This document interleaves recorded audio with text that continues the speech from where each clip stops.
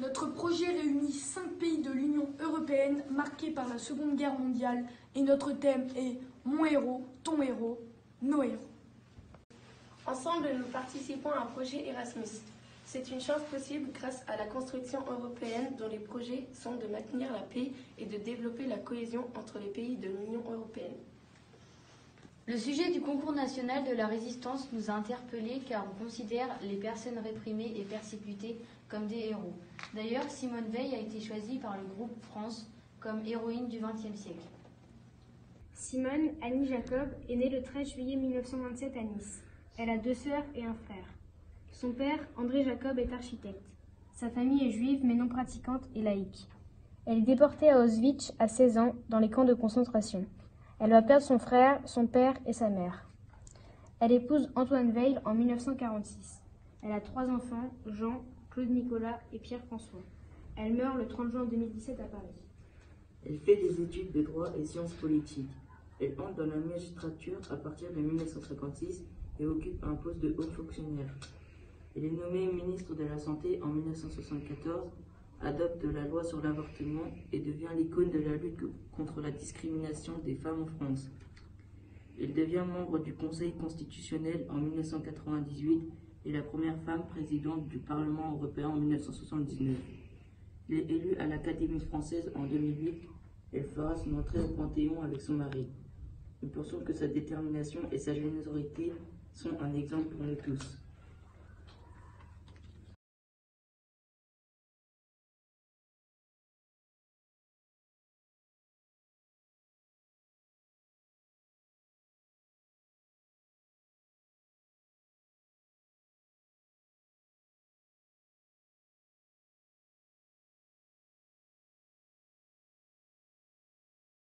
Jean Moulin, 1899-1943. Jean Moulin, né le 20 juin 1899 à Béziers et mort le 8 juillet 1943 près de Metz, est un haut fonctionnaire préfet d'Eure-et-Loir et résistant français. Refusant l'occupation nazie, il rejoint en septembre 1941 l'organisation de résistance La France libre à Londres en passant par l'Espagne et le Portugal. Il est reçu par Charles de Gaulle, à qui il fait un compte-rendu de l'état de la résistance en France et de ses besoins, notamment financiers et en armement. À l'issue de quelques entretiens, il est envoyé à Lyon par Charles de Gaulle pour unifier les mouvements de la résistance. Il est arrêté à Caluire et Cuire, dans la banlieue de Lyon, le 21 juin 1943 et conduit au siège de la Gestapo à Lyon où il est torturé. Il est ensuite transféré à la Gestapo de Paris. Il meurt dans le train qui le transporte en Allemagne peu avant le passage de la frontière.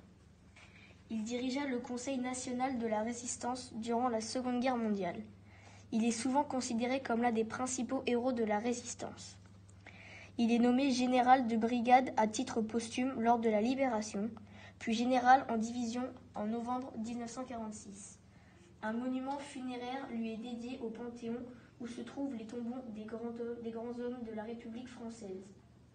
Nous avons choisi Jean Moulin car il représente la France puissante et courageuse.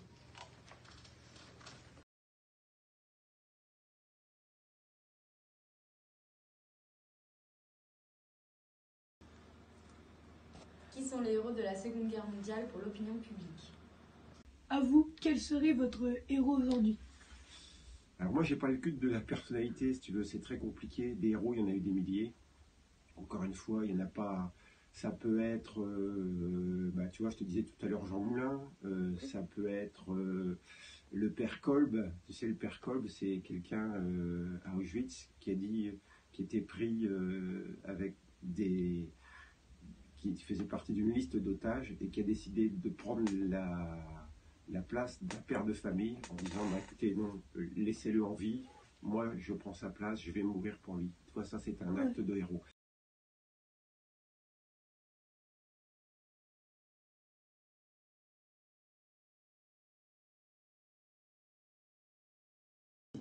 Bonjour Monsieur Chevalier, acceptez-vous de répondre à quelques questions pour le concours national de la résistance et de la déportation? Bien sûr, tout à fait.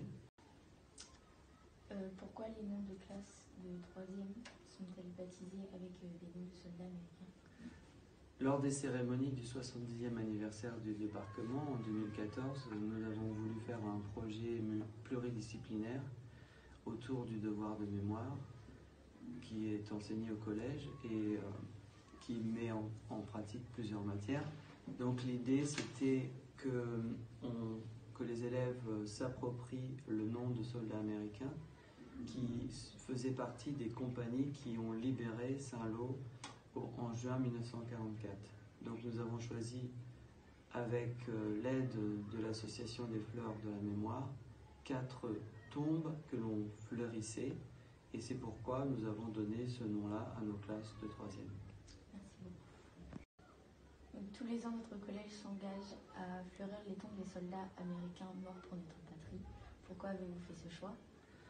Parce qu'il y a quelques années, j'ai eu la chance de recevoir dans une de mes classes un vétéran américain.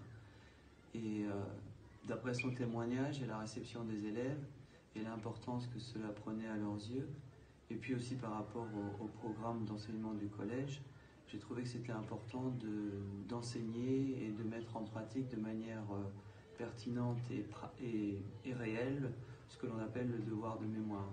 C'est important que les élèves de 3e aient un souvenir presque tangible et réel du sacrifice des soldats américains.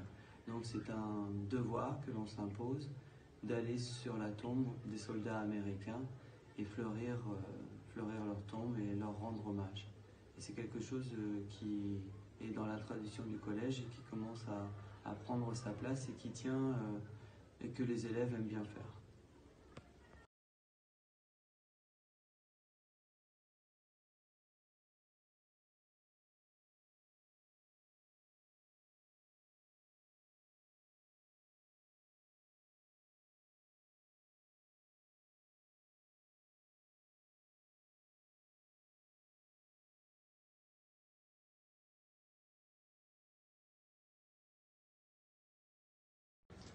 Madame Clément, acceptez-vous de répondre à quelques questions pour notre concours de la résistance?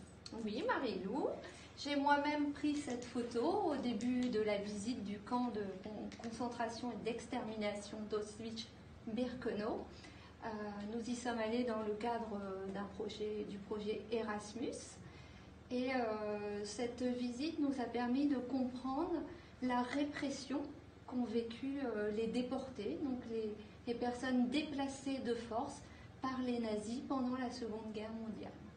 Merci beaucoup.